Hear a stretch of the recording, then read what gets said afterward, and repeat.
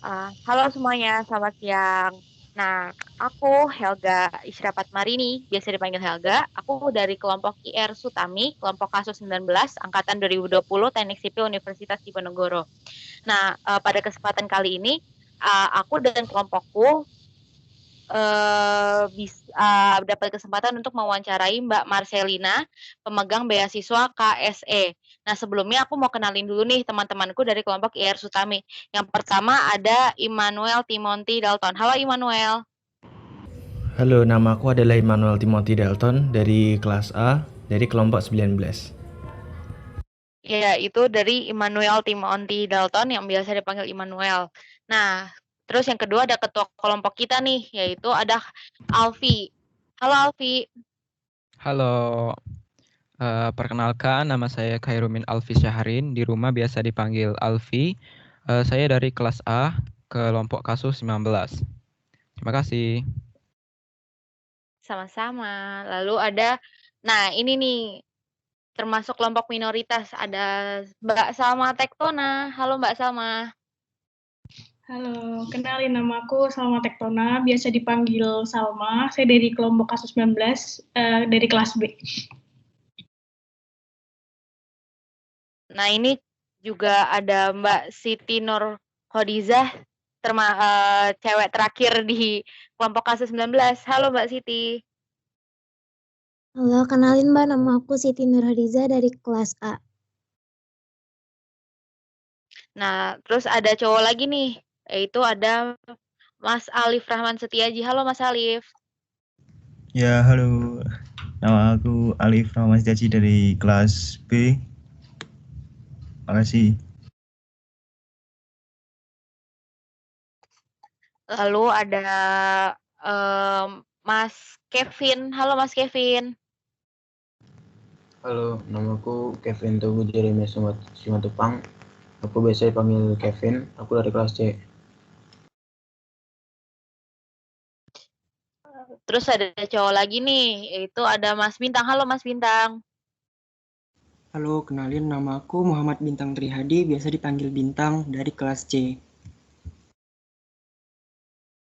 Terus ada Mas Mikael Omar. Halo Mas Omar. Halo, nama saya Mikael Omar dari kelas IUP. Terima kasih. Oke. Lalu ada yang terakhir nih ada Mas Kemal. Halo Mas Kemal. Halo, perkenalkan nama saya Muhammad Kemal Rizkullah, biasa dipanggil Kemal, dari kelas B. Terima kasih. Nah, itu tadi dari kelompok IR Sutami. Nah, sekarang kita narasumbernya nih. Halo Mbak Marcel. Halo, halo. Nah, apa kabar nih Mbak? Sehat? Sehat-sehat. Kalian gimana? Sehat nggak? Sehat, Kami, Mbak. insya Allah sehat. Nah, kesempatan kali ini nih, makasih banyak Mbak Marcel udah ngeluangin waktunya untuk diwawancara sama kita. Maaf banget ya Mbak hari Minggu-Minggu kayak gini. Nggak apa-apa, Sans. Nah, untuk itu kita bisa nih untuk mulai ke pertanyaan pertama. Nah, ayo pertanyaan pertama dari Mas Alif nih. Halo Mas Alif. Yuk. Izin tanya ya, Mbak. Gini, Mbak. Boleh lanjut. Marcel kan ikut organisasi juga kan ya. Gimana sih, Mbak, caranya Mbak Marcel tuh manage waktu biar semua terlaksana tapi tetap juga profesional gitu, Mbak? Jadi aku jawab ya. Jadi sebenarnya aku memang ikut organisasi, terus masih kuliah juga untungnya. Cuman kalau dibilang gimana manage waktunya itu, aku emang tipe orangnya tuh nge-planning. Jadi misalnya aku selalu buat jadwal. Jadi kayak jam ini aku ngapain, terus jam itu aku ngapain. Cuman kalau ditanya bisa terlaksana dengan baik semuanya, itu enggak sih. Kadang ada beberapa hal yang aku planning tapi tidak terlaksana karena mungkin emang akunya kadang yang mikirnya kayak aduh ini kayaknya bisa ditunda deh. Jadi aku masih tetap orang yang seperti itu ya, kayak masih ada keinginan untuk menunda sesuatu gitu. Terus juga tapi biasanya sih itu sih kalau aku cara ngatur waktunya tuh aku di planning dulu. Walaupun memang planningnya tuh tidak berjalan 100%. Jadi misalnya pagi itu aku tahu aku ada kelas nih. Oh pas kelas tuh ada jedanya. Nah jedanya ini mau aku pakai buat apa nih? Mau aku pakai buat tiduran atau mau pakai buat ngerjain tugas atau kayak gimana. Terus misalnya malamnya nih aku tahu nih kalau aku ada rapat, berarti ya udah kalau malamnya itu aku ada rapat, berarti aku harus ngerjain tugasku sorenya, kayak gitu-gitu sih sebenarnya. Berarti Oke, berarti intinya itu apa? Semuanya terplanning gitu ya Mbak jadinya? Betul, cuman emang nggak terlaksana 100% sih. Boleh saya nanya nggak? Boleh. Jadi saya Mbak punya pengalaman ya. Dulu saya juga pengen tuh buat jadwal tiap harinya mau ngapain, mau buat jadwal lah pokoknya. Tapi kan seperti kata Mbak tadi, ada beberapa kejadian yang kita jadwalkan itu nggak sesuai yang kita harapkan gitu, nggak terlaksana sesuai yang kita harapkan. Nah, kalau saya itu kalau udah ada satu yang nggak terlaksana atau nggak sesuai yang kita jalankan, nanti planning kita yang lainnya itu bakal apa ya, bakal kacau Mbak. Nah, pada akhirnya tuh kita jadi nggak semangat lagi ngelengkapin aktivitas-aktivitas yang kita jadwalkan. Nah, menurut Mbak bagaimana tuh? Sebenarnya kalau rasa kayak gitu tuh wajar ya. Kadang aku juga gitu sih. Kadang aku udah ngejadwalin nih. Misalnya aku ngerjain ini, ngerjain ini. Ternyata nggak selesai gitu loh. Kayak nggak sesuai sama harapanku. Terus kayak aduh males banget nih. Kayak kenapa nggak produktif ya. Kayak bahasanya kayak gitu kan. Cuman terus habis itu aku kayak oh ya udahlah berarti aku lihat lagi nih jadwal mana yang biasanya tuh pekerjaan apa yang belum aku selesaiin. Terus aku lihat lagi. Oh ternyata misalnya oh tugasku masih bisa nih dikumpulinnya misalnya 2 hari lagi, ya udah berarti aku mungkin ngerjain tugasku dulu, terus yang lain-lain yang belum deadline itu aku tunda dulu, kayak berarti itu jadi PR aku buat besoknya. Sebenarnya nggak apa-apa, kayak aku mulainya itu sebenarnya melatih diri aja sih buat tahu, dan karena aku juga tipenya bentuknya agak pelupa gitu ya, jadi mesti ditulis dulu. Dan apa ya, dan teman-teman kadang tuh dalam kita nulis planning itu kita juga mesti tahu dulu diri kita tuh kayak gimana, kemampuan kita tuh sampai mana. Kalau memang teman-teman adalah tipe orang yang misalnya ketika pekerjaan itu tidak selesai dan teman-teman menjadi tidak suka, berarti teman-teman harus evaluasi dulu kapasitas teman-teman tuh gimana. Misalnya teman-teman sehari bisa ngerjain beberapa pekerjaan kayak gitu-gitu. Berarti kalau emang teman-teman tahu misalnya oh aku kayaknya cuma bisa sehari tuh 2 deh, paling enggak kalau tugas tuh mungkin cuma 1, kalau nyicinya juga nggak sampai selesai, nggak apa-apa. Jadi kan teman-teman mesti tahu dulu kapasitas teman-teman kayak gimana dan teman-teman tipe orang yang seperti apa, gitu. Baik Mbak, terima kasih. Berarti intinya tuh kita harus mengetahui kapasitas kita sendiri ya Mbak, baru kita bikin jadwal dulu. Terus misal kalau memang nggak sesuai ekspektasi, maka kita harus improvisasi gitu ya Mbak? Betul, itu tuh seni sih sebenarnya. Itu tuh seni, cara mengatur waktu tuh menurutku seni sih. Jadi tangan dan juga kayak ini gimana ya cara kita buat hal-hal yang tidak terduga ini bisa jalan kembali. Karena kan kita nggak bisa menutup kemungkinan ya. Kadang tuh kita udah ngeplan nih, misalnya jam 8 sampai jam 10 kita ngapain. Ternyata teman yang nanya, kayak bisa mungkin nanya tugas atau teman-teman yang ngajak julid. Itu kan hal-hal sesuatu yang tidak bisa kita itu ya nggak bisa kita tolak, jadi ya udah kayak berarti kita harus tahu nih kayak cara ngerjainnya tuh kayak gimana ya. Nggak apa-apa teman-teman, nggak apa-apa loh, apalagi mungkin kalian semester 1 ya, yang awalnya mungkin dari SMA, terus kayak di SMA kan mungkin segala sesuatu tuh sangat bersaing ya, maksudku tuh apa ya, kalian tahu ranking teman kalian berapa kayak gitu-gitulah. Nah, sedangkan di kuliah ini kan apa ya, lebih sebenarnya kita nggak terlalu tahu kayak IP teman kamu berapa kayak gitu-gitu, paling cuma teman deket aja yang tahu. Nah, teman-teman menurutku jangan merasa apa ya, jangan merasa bersalah ketika teman-teman tidak produktif, menurutku gitu. Misalnya kalian tempat kayak, waduh gila GSB orang itu udah sampai apa ya, udah sampai kuda-kuda lah, aku kok masih di lantai aja. Itu tuh nggak apa-apa, kayak setiap orang tuh punya kapasitasnya masing-masing. Yang penting teman-teman ya atur waktu teman-teman sendiri, ketika emang dimintanya deadline-nya misalnya tanggal sebelum UAS, berarti teman-teman yang nge-planning aja, misalnya minggu ini aku ngerjain ini, cuman speed teman-teman nggak usah disamain sama orang lain. Baik Mbak, terima kasih Mbak. Oke, terima kasih atas pertanyaan pertamanya Mas. Alif. Nah, sekarang ada pertanyaan kedua dari Mas Dalton. Halo Mas Dalton. Dalam kehidupan sehari-hari, bagaimana sih cara Mbak Marcel dalam mengatur skala prioritas, dalam membuat skala prioritas tersebut? Adakah prioritas-prioritas tertentu yang Mbak Marcel kedepankan?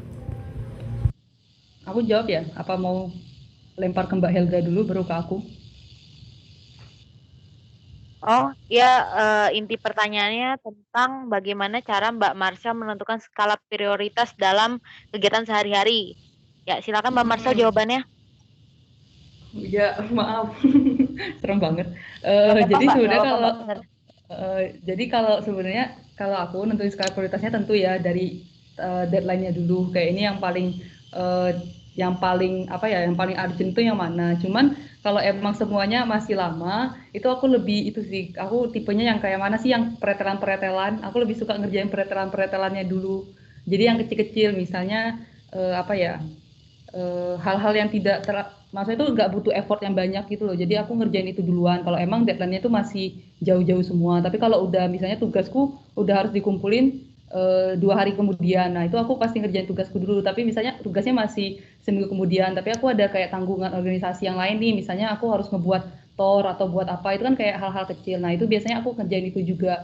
Dan sebenarnya kalau bilang skala prioritas tuh ada banyak sih sebenarnya faktornya ya, bisa dari waktu, terus bisa dari besar kecilnya pekerjaan itu, terus juga aku juga tergantung sama moodnya juga, misalnya kayak aku moodnya ngerjain tugas ini deh daripada tugas ini, atau aku moodnya tuh ngerjain organisasi deh, ya udah aku ngerjainnya di situ. Jadi dalam nentuin skala prioritas tuh kalau aku ada 3 sih, jadi kayak moodku kayak gimana, terus kayak deadline-nya gimana, terus besar kecilnya tugasnya itu juga dilihat dulu. Itu sih kalau dari aku. Kalau kalian gimana? Mungkin ada yang mau sharing nih. Kalau kalian sekarang kayak gimana? Biar aku juga tahu nih dari kaliannya, pengalaman kalian kayak gimana. Kalau dari aku sih ya Mbak, aku kebetulan semasa SMA itu sering ikut tanding dan itu dinaungi langsung oleh Kementerian Pemuda dan Olahraga. Keren banget Mbak Helga. Tapi waktu itu aku jujur aku kesulitan banget untuk ngatur waktu belajar. Karena kan dulu SMA aku kan cukup hektik ya belajarnya. Jadi aku bisa dibilang meninggalkan dalam tanda kutip belajar gitu dan aku lebih fokus untuk les di luar gitu. Jadi emang dulu sampai bener-bener apa ya Mbak, bisa dibilang kesehatan tuh benar-benar bukan suatu faktor yang harus dipentingkan pada masa itu gitu. Jadi aku dulu kelas 11 semester 2, jujur waktu itu 2019 benar-benar 1 bulan itu ada 2 pertandingan. Jadi aku benar-benar belajar banget dari kelas 10, aku kapan harus latihan, kapan harus belajar, gimana caranya ngatur waktu segala macam karena kalau nggak begitu aku mungkin nggak bakal bisa masuk Undip juga Mbak. Weh, mantap. Ini kayaknya Mbak Siti juga mau cerita atau Iya. Mbak Siti nggak jawab. Yang lain nih. Ayo. Kalau aku sih waktu dulu SMA kebetulan ikut organisasi ya Mbak. Terus kebetulan sering pegang event juga. Terus kalau aku pribadi sih nentuin skala prioritasnya, iya pertama tergantung waktunya mana yang mepet. Soalnya kadang juga ada yang mepet tapi bisa ditinggalin ya. Kadang aku tinggalin kayak ada rapat sesuatu tapi bisa diwakilin sama orang. Kadang aku tinggalin kalau ada hal lain yang lebih penting. Soalnya waktu itu juga pernah ada aku harus dispen untuk kegiatan tapi di saat itu juga ada ujian. Nah, itu mau nggak mau kan nggak mungkin juga aku tinggalin ujian. Jadi ya aku minta tolong orang lain buat ngegantiin aku waktu itu. Gitu-gitu sih Mbak sama. Keren banget. Beri tepuk tangan tuh Mbak Siti dan Mbak Helga. Yuk lanjut. Ya lanjut aja ke pertanyaan ketiga dari Mas. Boleh Mas Bintang pertanyaannya. Baik, terima kasih. Saya ingin pertama-tama tuh saya sangat tersanjung sekali nih melihat produktivitasnya Mbak Marcel. baik di bidang non-akademik seperti aktif dalam keorganisasian, maupun bidang akademik seperti pertukaran pelajar sampai ke luar negeri, dan mengikuti kegiatan lomba. Semuanya telah Mbak Marcel ikuti. Nah, saya ingin tahu nih Mbak, gimana sih cara Mbak bisa menyeimbangkan antara kegiatan akademik dengan non-akademik? Terima kasih Mbak. Saya juga tersanjung ini disanjung sama Mas Bintang. Sebenarnya kalau untuk ngimbanginnya itu sih. Jadi aku pernah ikut kegiatan dan itu tuh dikasih tahu ketika kamu itu kuliah berarti fokusmu memang kuliah. Terus ketika kamu emang ada di rapat berarti kamu fokusnya ke rapat. Sebenarnya tuh kamu nempatin dirimu aja, jangan sampai kebanyakan tuh orang itu kadang misalnya lagi rapat nih, terus dia lagi ngerjain tugas kuliah. Jadi kayak rapatnya nggak dapat, terus tugas kuliahnya juga dapatnya cuma setengah gitu, jadi setengah-setengah. Terus juga ada misalnya ketika kuliah malah ngerjain tugas organisasi dan itu yang buat itu jadi kayak apa yang harusnya kita dapat secara maksimal itu jadi dapatnya tuh setengah-setengah. Jadi kalau aku tuh gimana cara menyeimbangkan tuh ya udah kalau ketika emang waktunya kuliah ya aku kuliah, terus ketika emang aku waktunya emang rapat ya udah aku rapat. Terus apalagi kan kalau zaman online kayak gini ya semuanya bisa disambi gitu kan, kayak aku juga nggak tahu ya, mungkin kalian kalau lagi rebahan juga ya nggak apa-apa, kayak kalian mengerjakan tugas dan juga rebahan itu juga nggak apa-apa sih sebenarnya. Tapi kalau aku itu kayak aku menempatkan apa ya, kalau aku emang tugasnya kayak gini ya udah aku fokus ke sana. Terus juga sebenarnya apa ya, kalau untuk permasalahan gimana bisa seimbang kayak gitu tuh sebenarnya nggak bisa dibilang seimbang banget ya, karena aku juga merasa punya kesulitan lah untuk kuliah di sipil kayak dengan tugas-tugasnya, terus dengan kayak apa ya, dengan mungkin kayak sebenarnya tugasnya sih ya mungkin banyak menyita waktu dan lain-lain. Sebenarnya kalau dibilang seimbang juga enggak, cuman ya itu tadi aku berusaha ketika dan tetap ya aku tetap kuliahku yang paling pertama. Jadi ketika aku memutuskan untuk ikut sesuatu itu aku lihat dulu kuliahku bagaimana. Ketika memang misalnya nih aku pengen ikut BEM nih, misalnya aku ikut BEM FT, lihat dulu apa ya maksudku tuh ketika aku ikut BEM FT dan kuliah apakah aku bisa. Ketika emang aku ngerasa aku bisa ya udah aku gas kayak gitu sih, lebih tepatnya kayak kamu mesti tahu juga kayak kapasitasmu kayak gimana biar bisa diimbangin. Terus tapi jangan sampai nih ketika teman-teman ngerasa kuliah teman-teman tidak berjalan lancar terus teman-teman langsung menyimpulkan bahwa berarti ketika aku ikut organisasi kuliah aku makin gak lancar. Jangan kayak gitu juga gitu. Intinya tuh teman-teman mesti tahu kapan teman-teman harus belajar, kapan teman-teman harus main, kapan teman-teman harus maksudnya itu berorganisasi. Itu aja sih. Berarti balik lagi ke awal kita harus pintar-pintar bagi waktu gitu ya Mbak? Betul sekali, sama tahu kapasitas diri juga sih mau kemana. Dan kalian teman-teman mesti tahu juga tujuan teman-teman mau kayak gimana.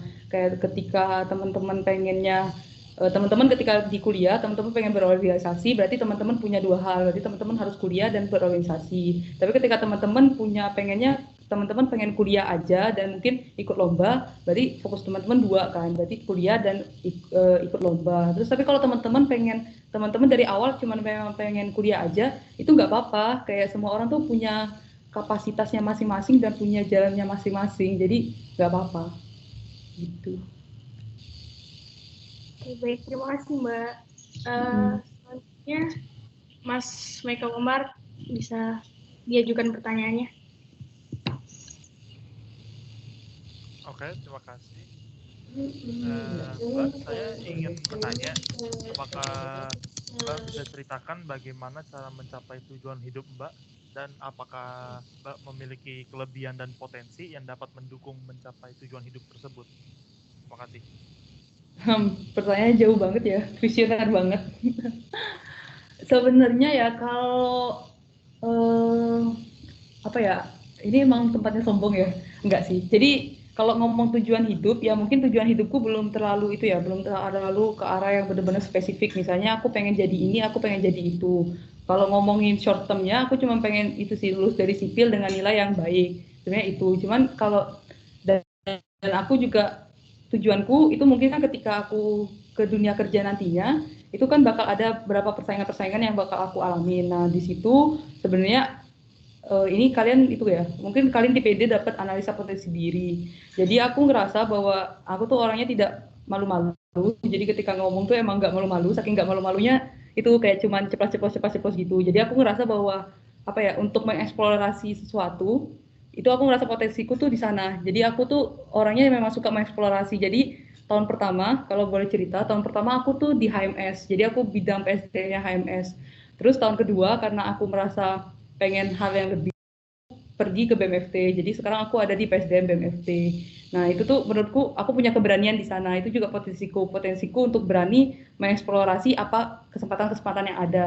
Dan pada tahun pertama, aku mungkin pernah mendengar ya bahwa di sipil itu, aku nggak tahu ya kalian pernah dengar atau tidak, tapi mungkin aku harap kalian nggak pernah dengar ya. Jadi dibilangnya tuh sipil tuh susah, lama lulus, dan lain-lain. Cuman di sana aku awalnya ragu apakah aku harus mencoba organisasi atau aku harus fokus kuliah aja ya. Cuman habis itu aku kayak sayang sih waktuku ketika aku 4 tahun tapi tidak mengeksplorasi lebih luas, kayak maksudnya tuh tidak kenal orang banyak, terus juga tidak punya relasi yang banyak. Jadi aku memberanikan diriku untuk ikut organisasi, sedangkan waktu itu aku tidak tahu keadaan kuliahku tuh bagaimana. Jadi kan waktu itu juga aku nggak tahu IP ku bakal berapa, terus juga aku nggak tahu hasil kerjaku tuh kayak gimana. Cuman aku kayak ya udah aku berani aja. Jadi itu potensi yang aku punya ya. Pertama aku berani, terus juga aku orangnya emang ketika aku pengen belajar itu aku memang tanya orang. Jadi kayak bener-bener nanya, misalnya misalnya ketika aku tidak tahu, aku langsung nanya entah itu ke cutting ataupun teman-temanku. Jadi misalnya kayak, ini tuh apa sih? Maksudnya tuh kayak gimana sih? Oh kayak gini ya, kayak gitu-gitu. Kayak aku memang tidak malu untuk bertanya. Dan itu aku ngerasa itu menunjang tujuan hidupku nantinya. Ketika aku pengen berada di tujuanku itu sebenarnya nggak bisa bilang spesifik ya. Aku pengen lulus di sipil dengan nilai yang baik dan itu tapi aku tidak pengen cuman lulus aja. Jadi aku pengen ada yang aku bawa. Dan dengan adanya potensi aku yang waktu itu punya banyak relasi, aku bisa mungkin bilang mungkin lebih banyak kenal orang, terus juga dengan aku yang tidak malu-malu dan berani mengeksplorasi sesuatu, aku merasa bahwa pengalamanku mulai bertambah lah kayak gitu, dan itu membantu aku ke depannya. Dan ketika aku nanti di dunia kerja pun, karena aku tahu nih persaingan tuh berat, nggak cuma bisa dibawa dengan IP kita. IP itu memang penting karena banyak perusahaan-perusahaan yang syarat awalnya itu adalah IP, cuman ketika kita punya nilai lebih, itu akan membantu kita. Jadi misalnya ditanya, kamu ngapain tuh ketika kuliah, kamu ngapain aja? Nah, aku bisa membanggakan hal-hal yang aku ikutin ketika kuliah. Aku bisa bilang bahwa aku dulu berada di himpunan, terus juga aku bisa ngomong kalau aku dulu ada di PSDM BMFT, terus juga aku bisa ngomongin ketika, misalnya nih, kadang ada perusahaan-perusahaan yang nanya pakai studi kasus. Misalnya ketika kamu dalam pekerjaan, terus kamu ketemu orang yang tidak kamu sukai, terus kamu mesti gimana? Nah, aku kan bisa menjawab dengan berdasarkan pengalamanku. Jadi itu sih menurutku kayak potensinya, sama juga mungkin peluang yang bisa aku raih ke depannya yang sesuai sama tujuanku nantinya. Gitu. Maaf ya kalau tidak menjawab dengan baik. Baik, Mbak. Terima kasih, Mbak. Terus ini aku langsung boleh nanya nih bagian aku. Boleh. Jadi aku pengen cerita sedikit, Mbak. Boleh ya? Boleh. Jadi aku tuh pengen banget dapat beasiswa, Mbak. Kan bisa meringankan beban orang tua gitu. Kita juga bisa lebih leluasa. Nah, tapi Mbak, aku tuh bingung, Mbak. Kan beasiswa tuh kan banyak ya.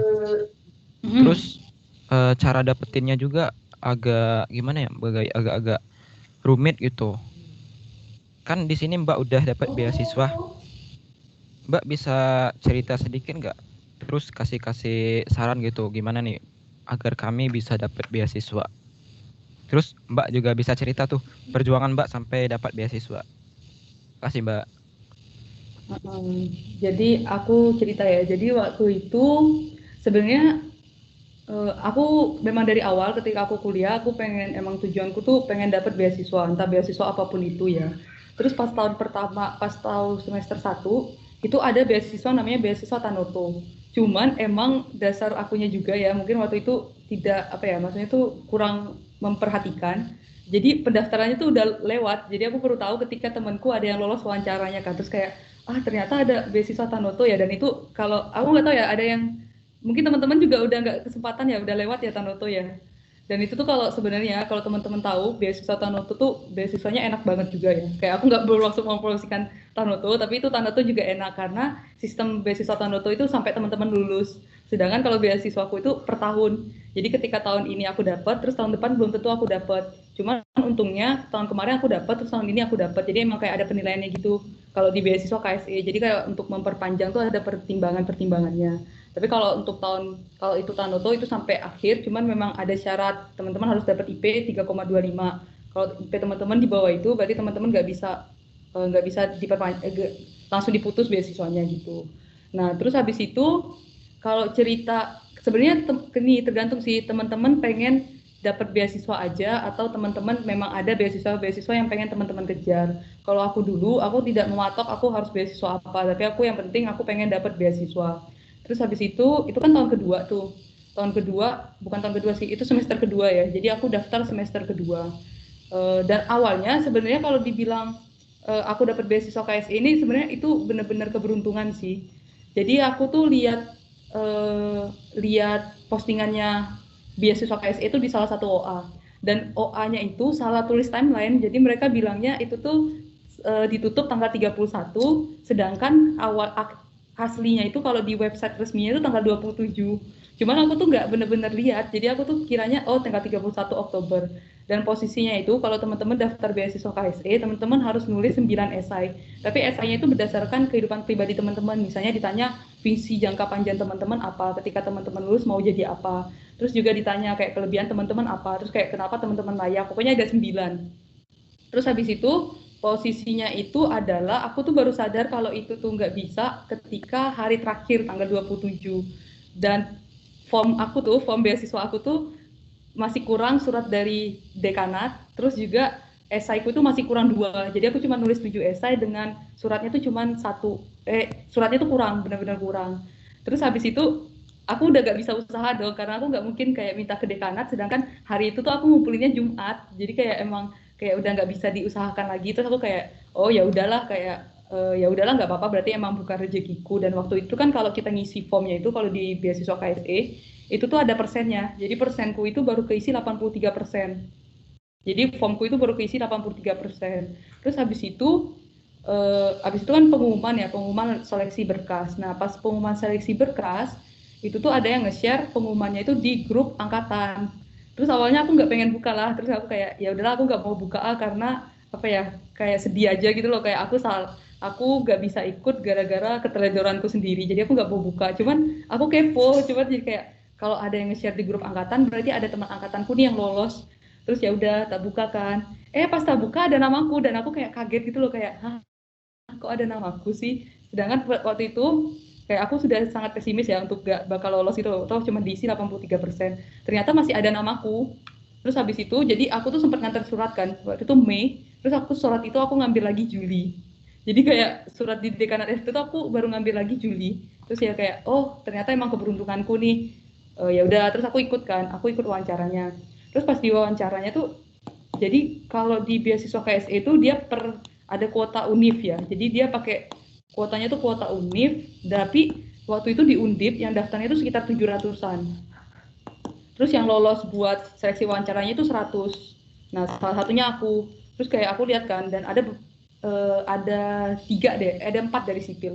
Angkatanku 2 bareng aku, terus ada angkatan 17 sama angkatan 16 1. Terus habis itu ya udah aku ikut wawancara, terus kayak ditanya-tanya, terus ya aku jawab lah kayak yang ditanya seperti itu, kayak aku jawab seperti itu. Nah, dan di situ juga ditanya kayak kamu ketika kuliah ngapain aja. Nah, itu pertanyaan yang paling sering ditanya ya kayaknya ya. Kayak kamu ketika kuliah kamu ngapain aja. Terus aku jawab kan, aku jawab waktu itu aku masih jadi staf PSDM HMS. Terus ditanya kayak kamu jadi staf, kamu ngapain aja. Terus aku bilang aku waktu jadi staf aku pegang PMB dan juga PMB sama LKMMPD. Jadi dulu aku PJ-nya LKMMPD ini sama PJ PMB bareng temanku sih. Terus habis itu dia tanya lah kayak kendala dalam itu, kayak cara kamu menyelesaikan, dan itu kan aku bisa cerita tuh gara-gara itu. Nah, kalau emang misalnya kalau aku nggak punya pertanyaan itu, mungkin kan aku nggak bisa jawab kan. Kalau misalnya ditanya kamu ngapain aja, aku kuliah aja, kan kayak kurang enak gitu kan. Jadi aku waktu itu beruntungnya aku ikut sesuatu dan ditanya sesuatu yang memang aku bisa jawab. Terus habis itu pengumuman kan. Nah, ternyata pengumuman ya udah aku ternyata lolos. Terus kayak, dan ternyata pas di sipil itu cuman aku doang yang lolos dari yang lain gitu. Terus kayak waduh ini kok itu sih kayak waduh kayak keberuntungan banget sih, kayak dari awal aku cuma 83% terus kayak bisa lolos. Terus habis itu ketika aku di paguyuban, jadi KSE itu beasiswa KSE itu dia ada paguyuban. Jadi teman-teman tidak hanya menerima uang, tapi teman-teman itu juga harus memberikan sesuatu. Jadi kayak kita dihimpun paguyuban dan itu tuh ada proker-prokernya. Jadi kayak sama kayak organisasi. Nah, di sana tuh aku kan kayak kenal-kenal orang-orang kayak dari satu undip kan, misalnya ada jurusan ekonomi, ada dari FSM kayak gitu-gitu. Terus kayak aku tanya-tanya kan. Dan ternyata tuh pada ngisinya tuh form berkasnya tuh 90% ke atas. Bahkan ada temen yang paguyubanku itu ngisinya 90% ke atas tapi nggak lolos berkas. Terus aku kayak, waduh ini memang bener-bener keberuntunganku banget sih. Kayak waduh ini kayak aku nggak tahu sih kayak apa yang buat mereka lihat aku kayak sampai meloloskan aku padahal SI ku kurang 2, terus juga suratku nggak lengkap, cuman kayak ya udah berarti emang rezekiku ya dimanfaatkan dengan baik. Makanya ketika aku masuk paguyuban KSE itu pun aku kayak merasa bahwa aku punya aku punya hutang di sana karena aku diloloskan dengan dengan berkasku yang tidak lengkap, berarti aku punya tanggung jawab lebih lah di sana. Makanya aku juga aktif di paguyuban KSE gitu. Jawab gak ya? Baik, Mbak. Terima kasih. Menjawab banget, Mbak. Terima kasih banyak, Mbak. Iya, Mbak. Terus untuk saran buat kami gimana ya, Mbak? Apakah ada tips-tips khusus gitu atau kita cuma ngandelin keberuntungan doang? Enggak lah, kalau ngandelin keberuntungan tuh kadang ada yang beruntung ada yang enggak ya. Itu tuh beruntungan tuh adalah hal yang lebih lah, kayak maksudnya tuh hal yang nggak bisa kita atur, tapi itu tuh kadang datang aja. Nah, teman-teman mungkin kalau teman-teman memang pengen berusaha, itu ada jalannya. Jadi teman-teman, aku ngerasa ya ketika teman-teman coba banyak beasiswa, itu pasti ada nanti yang satu yang nyantol, kayak entah apapun itu pasti ada yang nyantol. Jadi itu tuh tergantung kerajinannya teman-teman. Jadi ketika daftar beasiswa, itu memang bukan hal yang langsung ketika teman-teman daftar kayak ngisi Google Form ya. Itu memang ada proses-proses yang mesti teman-teman lalui, misalnya kayak dari nyiapin berkas, terus kayak belum yang minta esai, terus kayak minta jangka panjang dan lain-lain. Nah itu kan memang ada suatu proses. Nah teman-teman bisa belajar dari sana, kayak mulai teman-teman harus meyakinkan diri teman-teman dulu untuk niat. Jadi niat, emang kalau teman-teman niat pengen dapat beasiswa, berarti teman-teman harus mengeluarkan effort yang lebih daripada orang lain. Yang pertama itu, terus kayak ya udah berarti ketika teman-teman nanti daftar, terus kayak teman-teman nyoba wawancara, ya sih mungkin wawancara pertama teman-teman nggak sukses, tapi mungkin wawancara kedua teman-teman udah bisa baca nih polanya. Dan aku ngomong aja ya, ketika aku daftar beasiswa KSE itu, aku posisinya udah pernah bawa wawancara tuh kayak udah 7-8 kali gitu loh. Jadi kayak udah paham lah cara menjawab yang baik dan benar tuh kayak gimana. Aku pernah ikut wawancara HMS, terus juga aku, jadi teman-teman kalau teman-teman ini kan teman-teman pradasar, habis pradasar itu ada dasar. Dasar itu tingkat fakultas. Nah, aku tuh udah pernah nyoba wawancara di dasar FSM, terus dasar FKM, terus dasar FT, walaupun memang akhirnya aku dapatnya tuh di dasar FT. Nah, tapi kan dari situ kan aku jadi lebih banyak belajar nih kayak cara menyampaikan pendapat, cara ngomongin tentang tentang kehidupanku sehari-hari biar lebih menarik tuh bagaimana tuh aku udah belajar. Dan dengan teman-teman banyak nyoba, teman-teman juga bakal paham pola-pola penjawabnya kayak gimana, pola-pola pertanyaannya itu kayak gimana. Jadi intinya itu sih, teman-teman mesti niat dan mesti belajar lah. Ketika teman-teman ikut, itu teman-teman perhatiin bener-bener kayak yang sebenarnya mereka cari itu apa. Jadi aku juga sebenarnya, ketika aku lulus berkas, aku tuh tahu bahwa KSE itu pengen cari orang-orang yang bisa dibilang memiliki rasa pengabdian yang tinggi, rasa nasionalisme yang tinggi. Jadi ketika menjawab pun aku berusaha semaksimal mungkin bagaimana cara menunjukkan sisi nasionalismeku atau sisi pengabdianku gitu-gitu. Jadi itu ada tips and trick sebenarnya guys. Itu teman-teman harus tahu tuh, misalnya teman-teman daftar ya beasiswa unggulan. Beasiswa unggulan itu kan diberikan oleh Kemendikbud kita ya, kayak apa sih aku lupa ya. Intinya menteri kan, dan itu besar banget guys. Kalau kalian pengen nyoba itu besar banget itunya. Kayak manfaatnya besar banget. Jadi, nah itu kan teman-teman mesti tahu nih, karena itu pemerintah berarti adalah kayak dia pengen cari agen-agen yang seperti apa sih. Nah itu teman-teman harus tahu tujuan beasiswa itu apa, biar teman-teman nanti ketika ditanya tuh tahu. Gitu. Baik Mbak, terima kasih Mbak. Semangat. Banyak Mbak Marcel. Nah sekarang pertanyaan selanjutnya bakal dibawain sama Mas Kevin nih. Halo Mas Kevin. Halo. Mbak, terus kan setelah semua kesibukannya nih, pasti Mbak juga punya waktu luang kan? Nah, untuk ngisi waktu luang biar tetap produktif itu gimana ya Mbak? Karena aku sendiri itu sering banget gara-gara waktu luang jadi malas ngerjain tugas. Aku jawab ya. Jadi sebenarnya kalau aku mendefinisikan waktu luang itu emang sebagai waktu yang aku tidak punya sesuatu yang benar-benar urgent yang mesti aku kerjain. Jadi kayak emang itu waktu luang yang Kalau aku pengen belajar boleh, kalau aku pengen main juga boleh. Nah, kalau aku biasanya ya tergantung apa ya. Teman-teman jangan memaksakan diri teman-teman untuk produktif ya. Jadi kalau teman-teman pernah dengar ada yang namanya hustle culture, itu di mana teman-teman tuh kayak apa ya? Kayaknya milenial sekarang memang lagi dalam keadaan seperti itu ya. Jadi kayak dalam keadaan kita tuh gimana sih pokoknya 24 jam tuh pengen produktif terus kayak sampai kita lupa bahwa sebenarnya tuh kita butuh istirahat gitu. Kalau emang teman-teman punya waktu luang dan teman-teman merasa bahwa teman-teman butuh istirahat, ya udah diistirahatkan aja, kayak nggak mesti harus mengerjakan sesuatu lain-lain dan apapun itulah. Kayak teman-teman ketika emang rasanya pengen nonton YouTube, ya udah teman-teman nonton YouTube aja. Ketika teman-teman merasa pengen main Twitter dan lain-lain, ya udah main aja. Karena kan ini waktu luang ya, berarti kan waktu luang itu waktu teman-teman yang memang tidak ada pekerjaan apapun gitu loh. Maksudnya itu tidak ada sesuatu yang besar, dan teman-teman jangan merasa bersalah ketika teman-teman pengen mengerjakan hal-hal yang membuat teman-teman senang. Nah, kayak waktu luang tuh nggak mesti harus produktif menurutku ya. Tapi kalau memang teman-teman pengen, cuman di sini teman-teman mesti tahu kayak kapan, balik lagi ya, teman-teman harus tahu kapan teman-teman bisa mengistirahatkan diri, kapan teman-teman bisa mengerjakan sesuatu. Menurutku kayak gitu sih. Kayak teman-teman nggak usah maksa diri teman-teman untuk jadi produktif banget loh. Kayak apalagi kita di keadaan seperti ini, kayak kuliah online tuh juga udah cukup memusingkan kita. Jadi ketika ada waktu luang, apalagi mungkin waktu luang kalian nggak terlalu banyak kali ya, karena emang semester 1 masa-masa di mana kalian apa ya dikejutkan dengan segala hal tentang kuliah, kayak lah kuliah gini tuh kok tugasnya kayak gini, terus kayak aduh UTS-ku bisa apa enggak ya, kok kerasa kayak salah semua dan lain-lain. Itu kan kayak pasti banyak beban kan di teman-teman sendiri. Nah, teman-teman silakan mereward diri teman-teman untuk hal-hal yang teman-teman sukai, kayak nggak mesti harus produktif kayak aku 24 jam harus produktif gitu nggak usah. Teman-teman nggak usah merasa bersalah kalau untuk tidak produktif. Sebenarnya main YouTube tuh produktif loh, kan meningkatkan apa ya kebahagiaan dan lain-lain gitu. Jadi intinya tuh Mbak, untuk waktu luang itu kita manfaatin sesuai yang apa kita mau, selama hal itu positif ya Mbak. Betul. Ini ketua timnya pinter itu menyimpulkan. Tapi Mbak gini, kadang kalau kita udah gimana ya punya waktu luang, misal 1 jam, kita main YouTube atau kita main game gitu, terserah kan.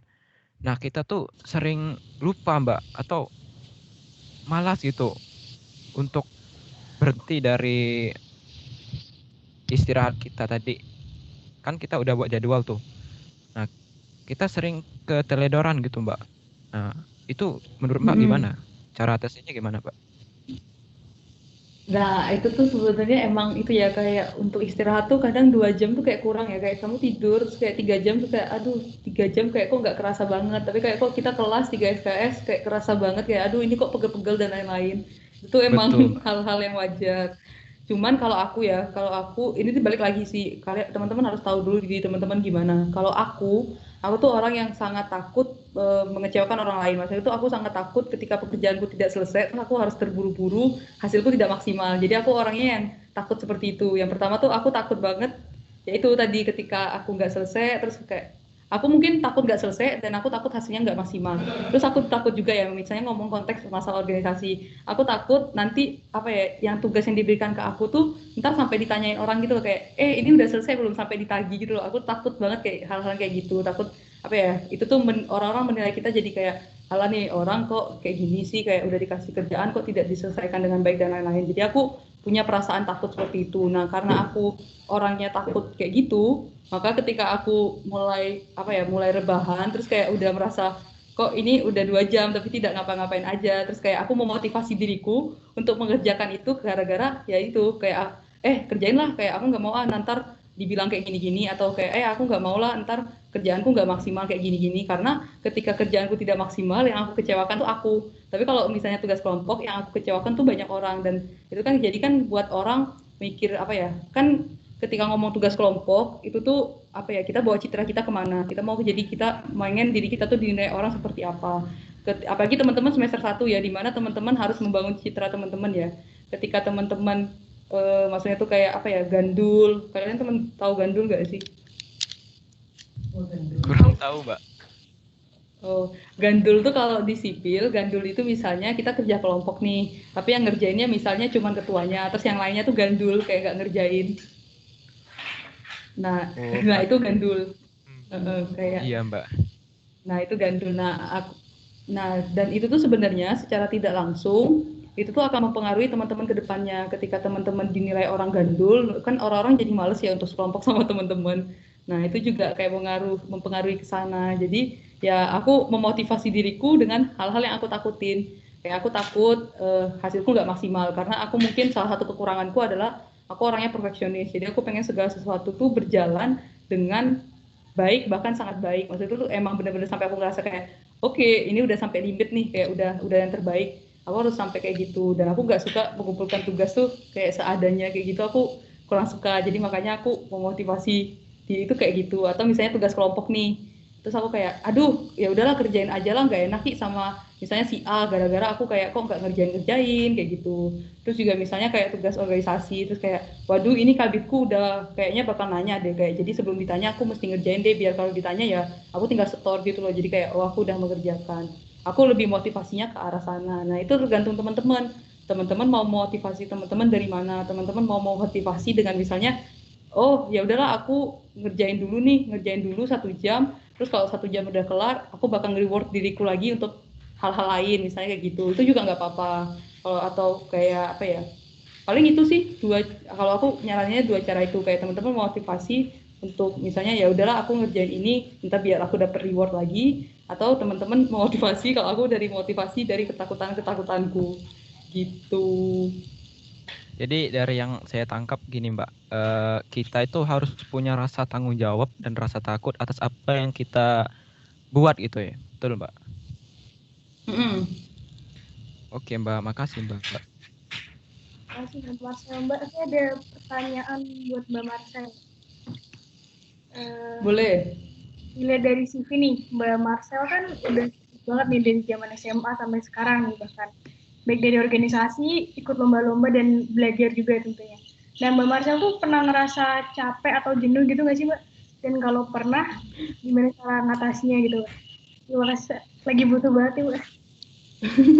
Sebenarnya kalau itu hal yang wajar ya menurutku ya, apalagi aku paham banget teman-teman sekarang di semester 1 di mana teman-teman punya banyak tanggung jawab. Pertama teman-teman mungkin shock dengan kehidupan kuliah, terus teman-teman dilanda dengan online seperti ini, kemudian teman-teman juga punya tanggung jawab lain, seperti misalnya teman-teman harus ikut acara KMMPD, terus juga teman-teman mesti ikut rangkaian kaderisasi dan lain-lain. Aku paham banget ya kayak kondisi teman-teman sekarang sedang capek dan lain-lain, dan aku pun ketika aku semester 1 pun aku merasa seperti itu. Bahkan sampai aku semester sekarang tuh emang aku masih ngerasa masih ada rasa capek, cuma memang capeknya tuh bukan capek kayak semester 1, tapi lebih capeknya tuh karena semakin tingginya teman-teman, semakin naiknya semester teman-teman, maka semakin banyak tanggung jawab yang teman-teman pegang. Dan itu wajar kalau teman-teman merasa capek. Apalagi teman-teman jangan merasa ya ketika teman-teman semester 1 itu kayak masih dalam tahapnya awal kuliah, jadi kayak teman-teman nggak boleh merasa capek karena itu kayak takut diketawain anak semester 5, jadi kayak masa semester 1 capek, toh belajarnya cuman kayak hal-hal dasar doang. Itu teman-teman nggak boleh merasa seperti itu. Nah, tapi kalau aku ya, kalau aku capek bener-bener, itu tuh aku bener-bener meng-off-kan diriku dari segala sesuatu. Jadi aku ngambil 1 hari yang bener-bener aku tidak ngapa-ngapain. Jadi paling cuman kuliahnya doang, kayak organisasi gak aku kerjain, terus kayak bener-bener ngambil break 1 hari, kayak bener-bener kayak ya udah aku cuman kerjanya kayak rebahan nonton YouTube kayak gitu-gitu doang. Jadi aku biasanya lebih ke arah sana sih kalau healingnya itu ya, kayak aku bener-bener tidak mau memikirkan hal-hal lain selain hiburan. Aku biasanya kayak gitu. Kalian lagi dalam masa capek kok? Belum sampai sih Mbak. Belum, semangat. Bingung gitu aja. Aku nggak tahu ya, ketika aku dulu habis UTS, aku nggak tahu ya kalian ngerasa apa enggak, tapi ketika dulu aku habis UTS, aku ngerasa semua jawaban UTS itu salah. Kayak kok tidak ada yang benar, kok kayak salahnya tuh kayak salah banyak, apalagi ada hal-hal yang kadang kita tuh ngerasa bahwa itu tuh salahnya fatal banget, kayak kok ini sampai fatal, terus kayak nggak selesai dan lain-lain. Dan itu tuh apalagi kalian ya online kan, takut gak terkumpul dan lain-lain, itu juga berat sih. Aku sempat stres ya. Awalnya jujur aku sempat stres sih masalah kayak gitu, kayak gila sih ini kuliah kok gini sih. Apa namanya, kayak kalau di SMA kan kita kayak bisa ngerjain ya, kayak maksud tuh bisa ngerjain sampai selesai, terus kayak paling salahnya receh-receh gitu aja, terus kayak ini kok kayaknya salah semua, kayak perasaan-perasaan salah semua tuh menghantui, terus kayak ini bakal D apa E apa gimana ya.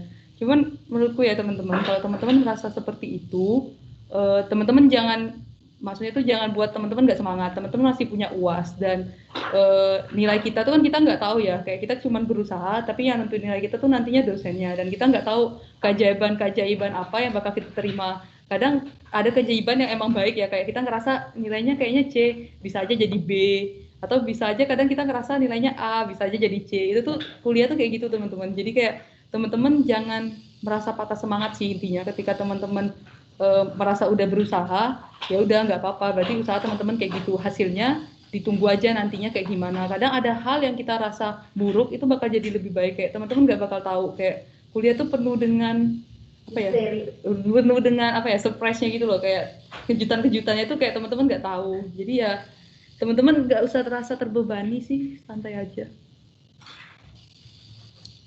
gitu.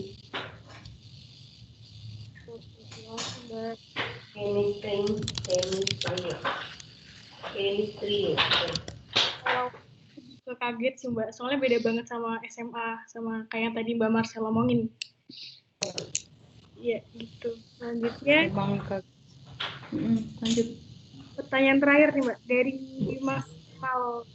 Silakan Mas, pertanyaannya. Ya Mbak, ini pertanyaan terakhir Mbak. Apa harapan dari Mbak Marcel untuk peserta LKMMPD tahun ini Mbak?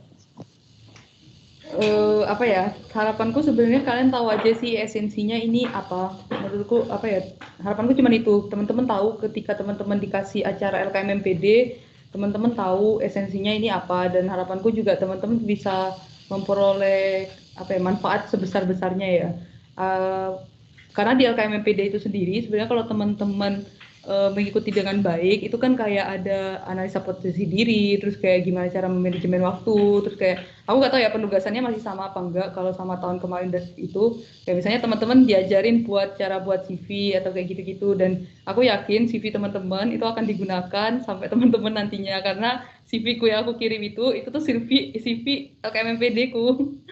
Nah itu tuh kayak ya aku harapinnya kayak teman-teman kayak punya kesempatan untuk ngobrol dengan siapapun itu, misalnya kayak mungkin teman-teman lagi tidak beruntung dapat ngobrol sama aku, mungkin teman-teman mungkin bisa ketemu sama yang lain, kayak yang banyak-banyak lah, mungkin teman-teman bisa ketemu apa ya, orang-orang hebat yang ngisi materinya, dan teman-teman bisa dapat apa sih maksudnya itu, kayak apa sih yang pengen mereka berikan, manfaatnya itu bisa teman-teman dapetin. Itu menurutku itu udah hal-hal yang luar biasa sih buat diri teman-teman.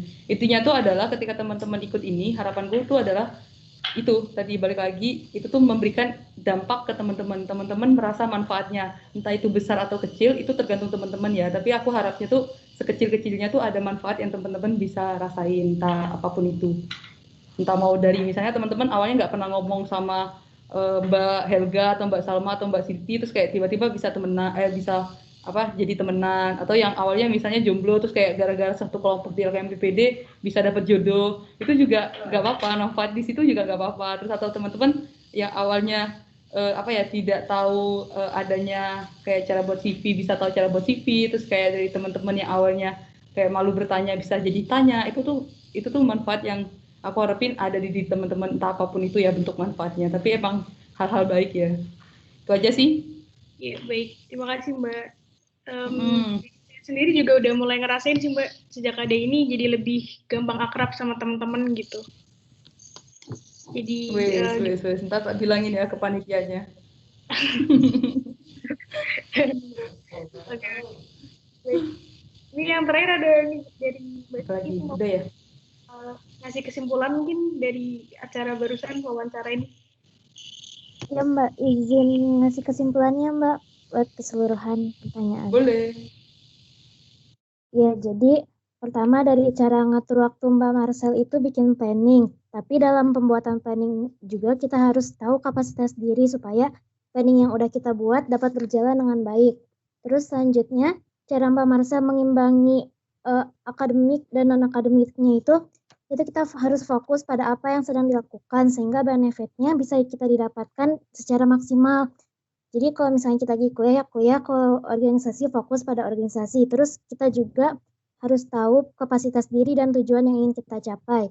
Lalu selanjutnya, cara mengatur prioritasnya bergantung pada 3 faktor, yaitu bergantung pada waktu, besar dan kecilnya tugas atau kegiatan yang ada, dan mood tersendiri. Lalu selanjutnya, cara mencapai tujuan hidup dengan potensi yang ada, yaitu untuk Mbak Marsha sendiri, yaitu dengan cara mengeksplorasi diri dan jangan malu untuk bertanya, juga menambah pengalaman sehingga dapat menunjang hidup kita nantinya. Lalu selanjutnya ada tips and trick untuk beasiswa. Yang pertama tentunya kita harus niat dan usaha, kita harus punya effort yang lebih, banyak belajar dan cari pengalaman.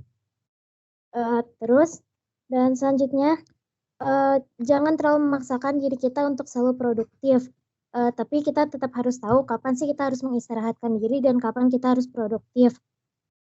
Terus kita juga harus punya rasa tanggung jawab atas pekerjaan kita sendiri. Dan untuk harapan Mbak Marcel untuk peserta LKMMPD tahun ini, semoga kegiatannya menjadi bermanfaat untuk kita dan alhamdulillah udah terasa manfaatnya juga. Mungkin segitu saja kesimpulannya Mbak. Untuk penutupannya silakan kepada Mas Alfi. Baik, terima kasih kepada teman-teman, kepada Mbak Marcelina. Hari ini kita udah ngelaksanain acara wawancara dan juga podcast. Kepada Mbak Marcelina, terima kasih banyak. Mohon maaf jika ada beberapa hal yang memang tak sesuai dengan apa yang kita rencanakan. Kami dari kelompok 19, saya khususnya ketua, mengucapkan terima kasih dan mohon maaf kepada Mbak Marcelina. Assalamualaikum warahmatullahi wabarakatuh.